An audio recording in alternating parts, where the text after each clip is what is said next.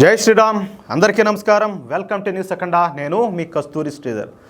బండి సంజయ్ గారి గురించి మీకు అందరికీ తెలిసే ఉంటుంది. కరుడు గట్టిన హిందుత్వ నాయకుడు, అలాగే స్ట్రైట్ ఫార్వర్డ్ మనిషి అనమాట.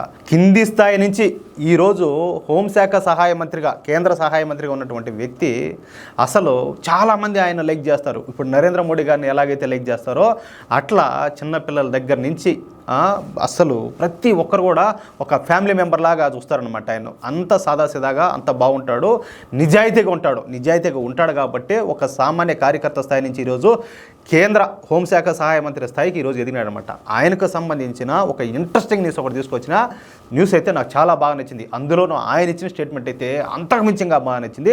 ఇంకా అసలు విషయానికి వస్తా, అతి త్వరలో వినాయక చతుర్థి అయితే రానున్నది. ఏది మన వినాయక చవితి అంటాం కదా, సెప్టెంబర్ 7వ తారీఖున ఈ వినాయక చతుర్థిని జరుపుతున్నారు. మనకందరికీ తెలుసు, వినాయక చవితిని ప్రపంచంలో ఉండే హిందువులందరూ కూడా అత్యంత ఘనంగా జరుపుకుంటారు. ఎందుకంటే తొలి పూజలు అందుకుండే దేవుడు ఆయన వినాయకుడు.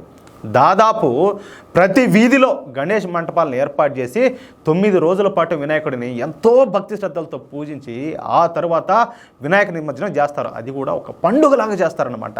ఈ 9 రోజులు కూడా ఒక ఉత్సవంగా ఈ కార్యక్రమాలు జరుగుతాయి. అసలు ఎంత బాగుంటుందంటే, అబ్బా, ఆ ఆటలు, ఆ పాటలు, ఆ డ్యాన్సులు, ఆ డప్పులు మోతలు, ఎందుకులే అంత హ్యాపీగా, అసలు నెక్స్ట్ లెవెల్ అనమాట. పూనకాలు వచ్చాయి.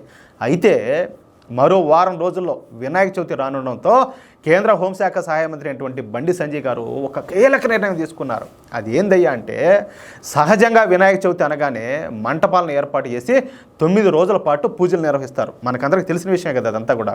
ఇందుకు ప్రతి మంటపానికి కూడా బోల్డ్ కరెంట్ ఖర్చు అవుతుంది. అంటే మనం ఎంత డెకరేషన్ చేస్తే అంత ఖర్చు అవుతుంది అనమాట. దీంతో ఈ కరెంటుకు అయ్యే ఖర్చును పూర్తిగా తానే భరిస్తానని చెప్పేసి బండి సంజయ్ గారు ఒక సంచలన నిర్ణయం తీసుకున్నారు. చూడండి, దీన్ని ఇన్స్పిరేషన్గా తీసుకొని, ఆదర్శంగా తీసుకొని, ఇప్పుడు సపోజ్ బీజేపీలో ఉండి ఎంతోమంది ఉన్నారు కదా, ఎమ్మెల్యేలుగా ఉన్నారు, ఎంపీలుగా ఉన్నారు, ఆంధ్రాలో కావచ్చు, తెలంగాణలో కావచ్చు, చాలామంది ఉన్నారు కదా.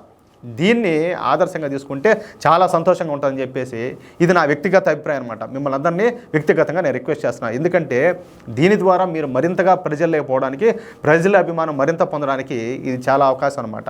ఒక్క భారతీయ జనతా పార్టీకి సంబంధించిన ఎమ్మెల్యేలు, ఎంపీలనే కాదు, మీరు ఏ పార్టీలో ఉన్నా కూడా, ఇప్పుడు ఎమ్మెల్యేలు ఉన్నారు, ఎంపీలు ఉన్నారు, చాలామంది నాయకులు అందరూ ఉన్నారు కదా, మీ శక్తి మేరకు దీనికి సహాయ సహకారాలు అందిస్తే చాలా సంతోషం అనమాట. తాను ఎవరు, బండి సంజయ్ గారు కరీంనగర్కు ఎంపీలు కాబట్టి కరీంనగర్ నియోజకవర్గంలో గణేష్ మంటపాలకు అయ్యే మొత్తం కరెంటు ఖర్చును తానే చెల్లిస్తానని చెప్పేసి బండి సంజయ్ గారు స్పష్టం చేశారు. ఈ సందర్భంగా కరీంనగర్ వచ్చినటువంటి బండి సంజయ్ గారు వినాయక చవితి ఉత్సవాల నిర్వహణపై కరీంనగర్ పోలీస్ కమిషనర్ అయినటువంటి ఈయన అభిషేక్ మహంతి గారు ఆయన ఆధ్వర్యంలో ఏర్పాటు చేసినటువంటి సమీక్షలో పాల్గొన్నారు. ఈ సందర్భంగా బండి సంజయ్ గారు మాట్లాడుతూ, నాకు తెలుసు వినాయక చవితి ఉత్సవాలను హిందువులు అంగరంగ వైభవంగా జరుపుకుంటారు. దాదాపుగా ప్రతి వీధిలో కూడా గణేష్ మంటపాలను ఏర్పాటు చేస్తారు.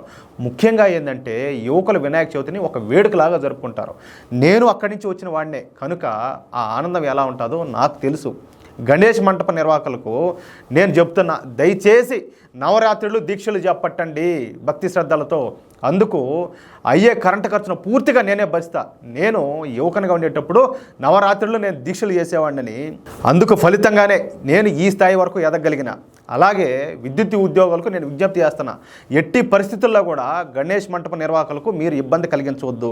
ఏమైనా ఇబ్బందులు ఉంటే సమస్యలను నా దృష్టికి తీసుకురండి అన్నాడు అనమాట. అసలు ఎంతమంది చెప్తారు ఈ మాట, ఒకసారి ఆలోచించండి.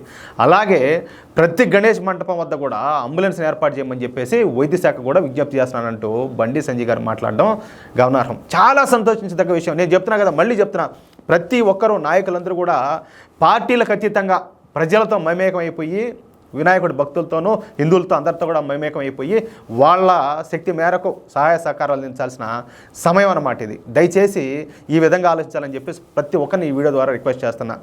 ఈ వీడియోపై మీ యొక్క అమూల్యమైన అభిప్రాయాలను దయచేసి ప్రతి ఒక్కరు కూడా కామెంట్ రూపంలో తెలియజేయాలని చెప్పి కోరుకుంటూ, అలాగే ఈ వీడియో నచ్చితే లైక్ చేయడంతో పాటు మీకు ఎంతమందికి వీలైతే అంతమందికి ఈ వీడియోని షేర్ చేయండి. అలాగే ఇంతవరకు ఎవరైనా కూడా మా ఛానల్ సబ్స్క్రైబ్ చేసుకోకపోతే దయచేసి ప్రతి ఒక్కరు కూడా మన న్యూస్ సెకండా ఛానల్ను సబ్స్క్రైబ్ చేసుకోండి, మమ్మల్ని సపోర్ట్ చేయండి. Please please please. జై శ్రీరామ్.